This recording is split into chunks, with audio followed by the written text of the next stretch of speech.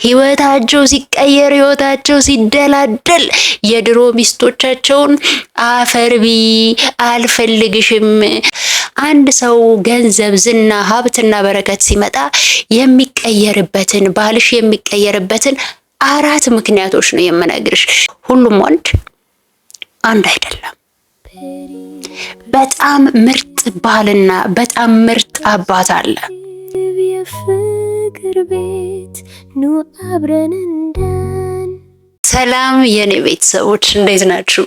ፔሪ ነኝ። ይሄ ደግሞ የፔሪስ ፐርስፔክቲቭ የራሴን ምልከታዎች የራሴን እይታዎች ከህይወት ጉዞ ካነበብኩት ከተለያየ የኑሮ ሂደቶች ያገኟቸውን እንዲሁም ከኮርሶች ያገኟቸውን የራሴን እይታና ግምገማዎችና የራሴን አመለካከት የማወራበት ቤት ነው። በአብዛኛው የኔ ተከታዮች እንግዲህ ስለ ፍቅር ግንኙነትና ስለ ፐርሰናል ግሮዝ ስለ ፐርሰናል ዴቨሎፕመንት ነው አይደለም የምናወራው ቤታችን። ስለዚህ ራሳችሁን ማሻሻል፣ ግንኙነታችሁን የፍቅር ግንኙነታችሁን ማሻሻል እንዲሁም ጤናማ የፍቅር ግንኙነት መገንባት የምትፈልጉ ሰዎች ይሄ ትክክለኛ ምርጫ ነው። እንዲሁም ደግሞ አዌር እንድትሆኑ እንድታውቁ ስለ ራሳችሁም ስለ አጋሮቻችሁም ስለ ሌሎች ሰዎች ያላችሁን እይታ እንድታስተካክሉ ይረዳችኋል። በእኔ ሀሳብ ዛሬ እንጀምራለን ማለት ነው። ዛሬ ላነሳ የወደድኩት ሀሳብ የፍቅር አጋሮቻችን፣ ባሎቻችን፣ የልጆቻችን አባት ህይወቱ ሲቀየር፣ ገንዘብ ሲመጣ፣ ዝናው ሲመጣ፣ የተደላደለ የስኬት መስመር ላይ ሲሆን ለምንድነው አብራ የለፋች አብራ የጣረች ዋጋ የከፈለች ያቃሰተች ሚስቱን ወደ ጎን ብሎ ሌላ ሚስት ማግባት፣ ቅምጥ ማስቀመጥ ብሎም ለዋላይ ሴት እስከ ማምጣት ቤት ድረስ ሴት እስከ ማምጣት እንደ ውሻ እንደ ዕቃ ቆጥሮ ውጪ ህይወቱን በሙሉ እስከ መንዘላዘል የአባትነትና የባልነት ኃላፊነቱን እንዳይወጣ እስኪሆን ድረስ የሚያደርጋቸውን 4 ምክንያቶች ነው መነግርሽ። ይሄንን 4 ምክንያቶች ስነግርሽ ግን የመጀመሪያውን በደንብ ልብ እንድትይ እፈልጋለሁ። የመጀመሪያ አንድ ነገር መነግርሽ ያንን 4 ምክንያቶች ከመጀመሪያ በፊት እነዛን 4 ምክንያቶች ከመዘርዘሬ በፊት አንድ ባንክሮ እንድታይ የምፈልገው ነገር አለ። ሁሉም ወንድ አንድ አይደለም። በጣም ምርጥ ባልና በጣም ምርጥ አባት አለ። ዋጋ የከፈለችለትን ሚስት አክብሮ እንደ ወርቅ የሚያኖር አብራው ያቃሰተችውን ሚስት አንቺ ባትኖሪ እኔ እዚህ አልደርስም ነበር፣ አንቺ ማለት የጀርባ አጥንቴ ነሽ፣ አንቺ ማለት ስኬቴ ነሽ፣ አንቺ ማለት ዘውዴ ነሽ፣ አንቺ ማለት ክብሬ ነሽ ብሎ ለበረከት ለሀብት ለዝናና ለተደላደለ ህይወት በበቃ ሰዓት ያቺን ሚስቱን የሚያከብር የሚያነግስና ከልብ በፍቅር የሚያመሰግን በጣም ብዙ መልካም አባትና ብዙ በጣም ጥሩ ባሎች አሉ። ሁሉንም አንጨፈልቅም። ነገር ግን አሉ ደግሞ በእነዚህ 4 ምክንያቶች ምክንያት ህይወታቸው ሲቀየር ህይወታቸው ሲደላደል የድሮ ሚስቶቻቸውን አፈርቢ አልፈልግሽም፣ አንቺ ጀስት ቃነሽ፣ አንቺ ምራጭ ነሽ እላይዋላ ሴት እስከ ማምጣት ማንነቷ፣ ስብዕና፣ ሴትነቷ እንዲሁም እናትነቷ ላይ መዘባበት፣ መጠቋቆም፣ ክብሯን ማንነቷን እስከ መንጠቅ የሚደርሱ ብዙ ወንዶች እናስተውላለን። እነዚህ ወንዶች ግን ገንዘቡ ስለመጣ ነው እንደዚህ አይነት ባህሪ ያመጡት ወይስ ሌላ ምክንያት አለ ስንል አንድ ሰው ገንዘብ፣ ዝና፣ ሀብትና በረከት ሲመጣ የሚቀየርበትን ባልሽ የሚቀየርበትን 4 ምክንያቶች ነው የምነግርሽ። ከዚህ ውስጥ አንቺን የቀየረበት ምክንያት የትኛው እንደሆነ ራስሽ ፈትሸሽ ትደርሽበታለሽ። ወይም ደግሞ ምን አይነት ካራክተር እንዳለው ባልሽ ገና ካሁኑ መመርመር እንድትጀምሪ ይረዳሻል። የመጀመሪያው ሀብትና ዝና በረከትና ሁሉ ነገር የተስተካከለ ስኬት ሲያገኝ የሚተውሽ ባል ገና ሲያገባሽ መሸጋገሪያ ሊያደርግሽ ያገባሽ ባል ነው። እነዚህ አይነት ወንዶች ባላቸው የኑሮ ደረጃ፣ ባላቸው የትምህርት ደረጃ፣ ባላቸው ስታተስ ካንቺ የተሻለች ሴት ዴት ማድረግና ማግባት አይችሉም ነበር።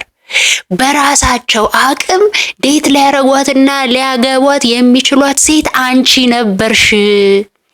የመኟት የነበረችውን ድሪም ገርል የሚሏትን ያቺን ሚናፍቋትን ሚስቴ ብትሆን ብለው የሚያስቧትን አይነት ሴት ዴት ለማድረግ ኮንፊደንሱም የላቸውም፣ ገንዘቡም የላቸውም። ስለዚህ ባላቸው ስታተስ ባላቸው አቅም ልክ ያገኟትን ሴት ጋር ሴትል ያደርጋሉ፣ ያገባሉ፣ ዘራቸውንም ለመተካት ያደርጉታል ያንን ነገር። ከዛ በኋላ ግን አብራችሁ ዋጋ ከፍላችሁ አብራችሁ ታሽታችሁ አብራችሁ ቆሎ ቆርጥማችሁ ሽሮ ፈትፍታችሁ ልክ አድጋችሁ ገንዘብ ማግኘት ስትጀምሩ በትምህርት ሲጠነክር እውቅናው ሲመጣ ገንዘብ በረከቱ ሲሞላ ለስኬት ጠቅላላ በራችሁ ሲከፈት ያ ወንድ ድሪም ገርል የሚላትን ሴት መፈለግ ይጀምራል። ምክንያቱም አንቺ የመጀመሪያው ምርጫ አልነበርሽም፣ መሸጋገሪያ ድልድይ ብቻ ነበርሽ። አስተማርሽው፣ አበላሹ፣ አጠጣሹ፣ ልጁን ያስሽለት፣ ተንከባከብሹ፣ አይዞ ባሌ አልሽው፣ አደገ። ሲያድግ ድልድዩን መስበር የሚፈልግ ወንድ አለ።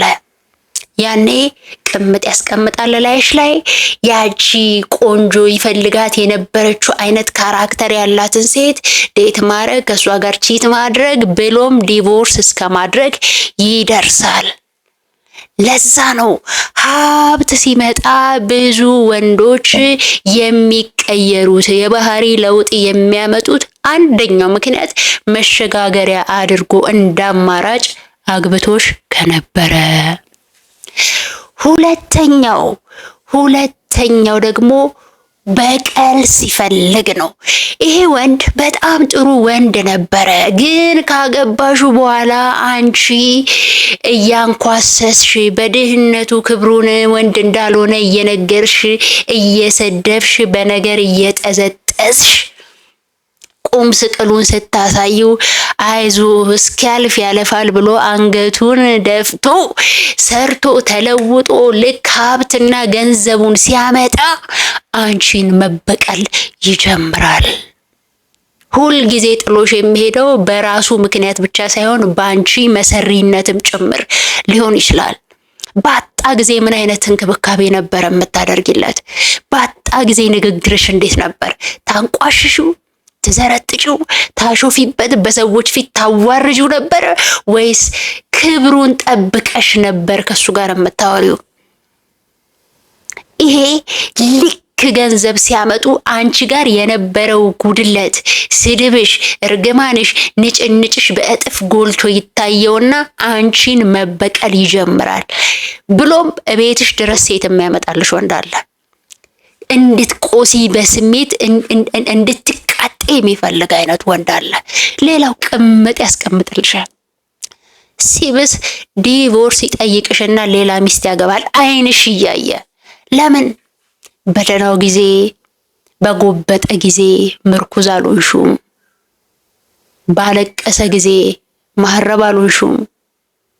አሾፍሽበት፣ አንቋሸሹ። ልክ ለስኬት ሲበቃ እሱን ዋጋ በእጥፍ ያስከፍልሻል። ፐርስፔክቲቭ የፍቅር ቤት።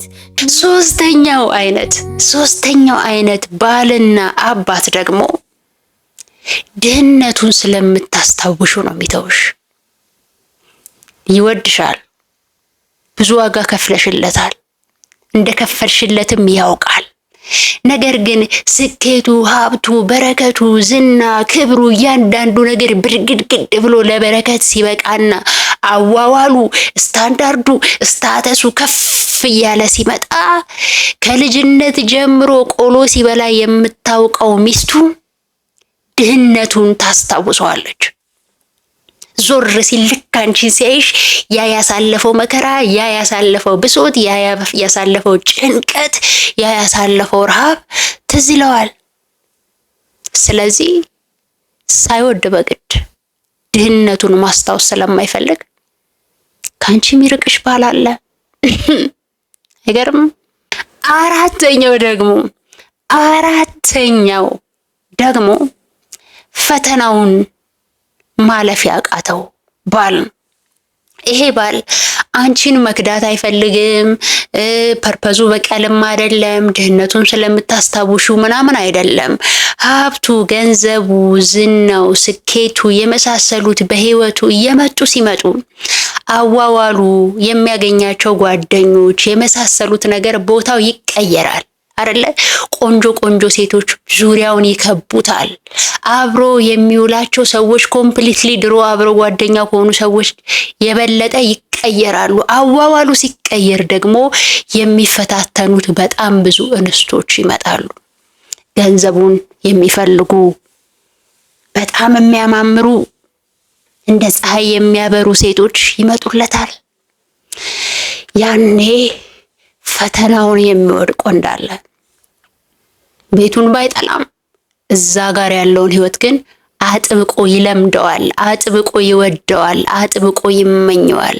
ባሌ የተቀየረ ከዳኝ ብለሽ አንቺ ልብሽ ይደማል። ያኔ አባትነቱን ባልነቱን በአግባቡ አይወጣም። ከባድ ነው አይደለ? ሀብታም ወንድ ነው ማገባው ብላችሁ ድብን ስታረጉት በዚህ ሰዓት ስንት ሀብታም ሰው አለ? ስንት ወንድ ሀብታም መሆን ይችላል? ሪል ስናይ ቢያንስ ስቴብል ያደረገ አብረሽው አፈር ማትግጭ ወንድ ብትመርጪ በእኔ በኩል አድቫይስ አረግሻለሁ። ግን እንደምታውቂው አብሮሽ ያለው ሰው የምርም ታማኝና ንጹህ ይሁን አይሁን የማወቅ እድል ያለሽ ገንዘብ ሲመጣ ነው፣ ሀብት ሲመጣ ነው፣ ዝና ሲመጣ ነው፣ በረከት ሲመጣ ነው።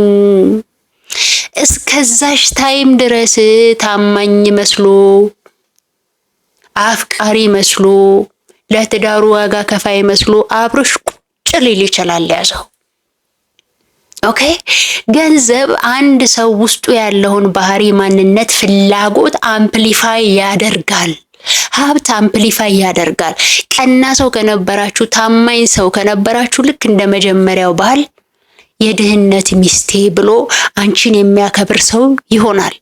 ለምርጫ ለመሸጋገሪያ ከሆነ ያገባሽ ድህነቱን የምታስታውሽው ከሆነ ፈተናውን ማለፍ ካልቻለ እንደገና ደግሞ በነገር እየጠዘጠስሽው አንቺን በቀል የሚፈልግ ወንድ ከሆነ ግን እመኝኝ ባህሪው ገንዘብ ሲመጣ፣ ሀብት ሲመጣ፣ ስኬት ሲመጣ መቀየር ይጀምራል። እና አብሮ ያሉን ሰዎች ክፉ ስለሆኑ ብቻ አይደለም በእርግጥ ጥለውን የሚሄዱት። የኛም አስተዋጽኦ አለበት፣ የኛም እጅ አለበት። የኛም አመለካከት፣ የኛም ትዳራችን የምንመራበት መንገድ የየራሳችን መንገድ አለ። ግን አሁን የምናወራው ስለ ወንዶች ነውና ስለ ባሎች ነውና ለዛ ነው ምንም የሌለው 30 አመቱ ላይ 28 አመቱ ላይ ምንም የሌለው ዜሮ በቃ እንዲህ ገና ምን ገና ስራ ፈላጊ የሆነ ሰው ያግብተሽ ራስሽ አስተምረሽ ራስሽ ጥረሽ ተጋግረሽ ምን ብለሽ ለስኬት ስታበቂው የእውነት ታምኖሽ የሚኖር ይመስልሻል? በአብዛኛው ኖ። በቃ ያን ያህል ዋጋ መክፈል አያስፈልግም። መጀመሪያ አንቺን ማኖር፣ ሚስትን ማኖር፣ ልጅ ወልዶ ቴኬር ማድረግ የሚችል ሀብት አላልኩም፣ የሚችል ኢንካም ከሌለው ሲጀምር ለትዳር ብቁ አይደለም። ልጆቹን ለማብላት ብቁ አይደለም። ሚስት የምታስፈልገው፣ ረዳት የምታስፈልገው ለብርቱ ወንድ ነው። ለደካማ ወንድ፣ ለእንቅልፋም ወንድና ለሰነፍ ወንድ አይደለም። ብርቱ ወንድ ደግሞ ይሰራል፣ ይጥራል፣ ሚስቱንና ልጁን ማስተዳደር የሚችልበት ሌብል ላይ ሲደርስ ያገባል። ተሸካክሞ ተዛዝሎ መለቃቀስን አድቫይስ አላደርግም እንደ ፔሪ። እና ግን ሲያገባ ሀብት ሲያገኝ ተቀየረብኝ፣ ቺታ አረገብኝ፣ ቅምጥ አስቀመጠብኝ የምትሉ ሴቶች ከነዚህ ምክንያቶች ውስጥ የትኛው ይሁን ጥሎሽ እንዲሄድ ያደረገው የሚለውን ነገር ብትመረምሪ ደስ ይለኛል። ሌላ ደግሞ ሀሳቦች ሰበዝ እየመዘዝን አብረን እንወያያለን። በኔክስት ቪዲዮ ተመልሼ እመጣለሁኝ። አብራችሁኝ ስለነበራችሁ ከልብ ነው የማመሰግነው። ሰብስክራይብ፣ ላይክ ኤንድ ሼር ማድረግ እንዳይረሳ። ሰላም ቆዩኝ። የፍቅር ቤት ኑ አብረን